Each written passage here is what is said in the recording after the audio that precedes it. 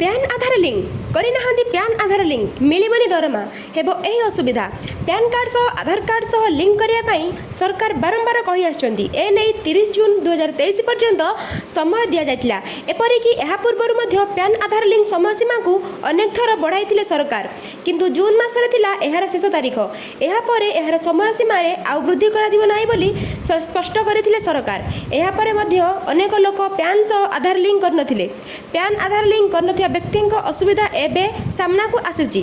ଯେଉଁମାନେ PAN card ସହ ଆଧାର card link କରିନାହାନ୍ତି ସେମାନଙ୍କ ପ୍ୟାନ୍ କାର୍ଡ଼ ବ୍ଲକ୍ ହୋଇଛି, ଅର୍ଥାତ୍ ସେ ବ୍ୟକ୍ତିଙ୍କ ପାଖରେ ଏବେ କୌଣସି ପ୍ୟାନ୍ କାର୍ଡ଼ ନାହିଁ। ଏଥିପାଇଁ ସେମାନେ ଅନେକ ଅସୁବିଧାର ସମ୍ମୁଖୀନ ହେଉଛନ୍ତି। ଏ ସମ୍ପର୍କରେ ଆୟକର ବିଭାଗ ପକ୍ଷରୁ କୁହାଯାଇଛି ଯେ ପ୍ୟାନ୍ କାର୍ଡ଼ର ବ୍ଲକ୍ ହେବା ଅର୍ଥ ହେଉଛି ଆପଣଙ୍କ ପ୍ୟାନ୍ କାର୍ଡ଼ ନାହିଁ।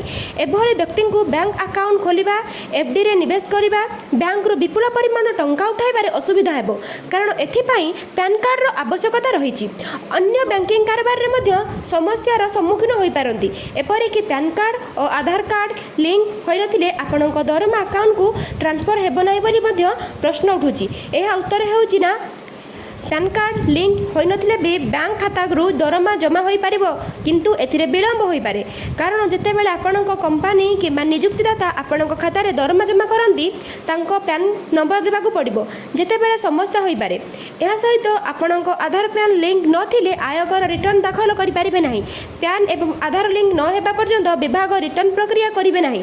ଏହା ମଧ୍ୟ ଏକ ବ୍ୟକ୍ତିର KYC ଅସମ୍ପୂର୍ଣ୍ଣ ହେବ, କାରଣ PY କାର୍ଡ଼ KYC ସମାପ୍ତି ପାଇଁ ଆବଶ୍ୟକ ଡକ୍ୟୁମେଣ୍ଟ ମଧ୍ୟରୁ ଗୋଟିଏ।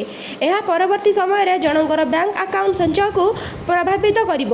ଏହା ସହିତ ଯଦି ବ୍ୟକ୍ତି 10,000ରୁ ଅଧିକ ସଞ୍ଚୟ ଉପରେ ସୁଧ ଅର୍ଜନ କରନ୍ତି ତେବେ ଉଚ୍ଚ TDS ଉପରେ କଟାଯାଇଥିବା ଟ୍ୟାକ୍ସ 20% ହେବ, କାରଣ ପ୍ୟାନ୍ କାର୍ଡ଼ ବିନା ବ୍ୟାଙ୍କ ଆକାଉଣ୍ଟରେ ଆଦାୟ କରାଯାଉଥିବା TDS ଦ୍ୱିଗୁଣିତ ହେବ।